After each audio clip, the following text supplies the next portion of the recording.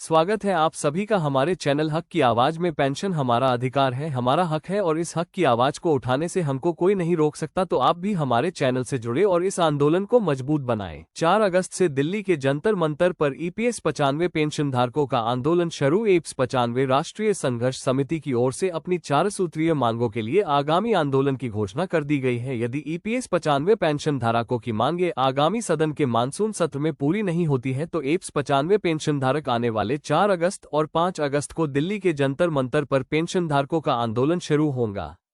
पेंशनधारकों का आंदोलन पर अशोक रावत घोषणा।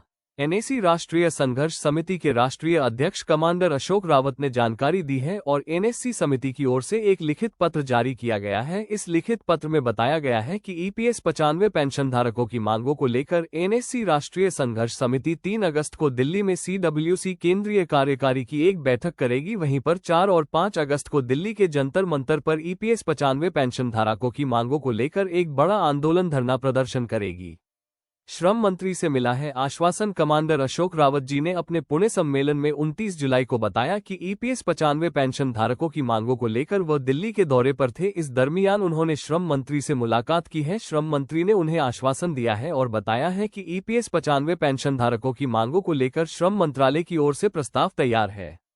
अब इस प्रस्ताव में जो मांग ईपीएस 95 पेंशन धारकों की 7,500 जोड़ की है उससे थोड़ा कम है, इसलिए वह वित्त मंत्रालय के साथ बैठक करना चाहेंगे। वित्त मंत्रालय से बैठक होने के बाद ये फाइनल निर्णय लिया जाएगा कि ईपीएस 95 पेंशन धारकों की न्यूनतम पेंशन में कितनी वृद्धि की जानी है। इस बैठक में माननीय प्रधानमंत्री नरेंद्र मोदी जी भी शामिल हो सकते हैं और यदि जरूरत पड़ी तो एनएसी के राष्ट्रीय अध्यक्ष कमांडर अशोक रावत जी को भी बुलवा भेजा जा सकता है ताकि ईपीएस 95 पेंशनधारकों का पक्ष रूबरू रखा जा सके।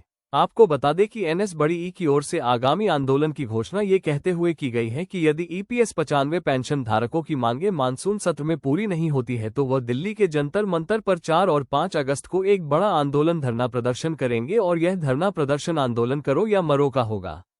वहीं पर कमांडर अशोक रावत जी ने अपने अभिभाषण में इस बात का भी जिक्र किया कि जब सांसदों और विधायकों की पेंशन बढ़ाने का समय आता है तो कुछ ही सेकंड में ताली बजाकर पेंशन दुगनी हो जाती है और जब पेंशन धारकों के पेंशन वृद्धि की बात आती है तो 10 सालों से चल रहा संघर्ष के बावजूद भी अभी तक 1 रुपया की भी पेंशन वृद्धि नहीं हो पाई है। ईपीएस 95 पेंशन धारकों की मांगे। ईपीएस 95 पेंशन धारकों की प्रमुख मांगों में न्यूनतम पेंशन जो अभी 1,000 रुपये है उसे बढ़ाकर 7,500 किया जाना।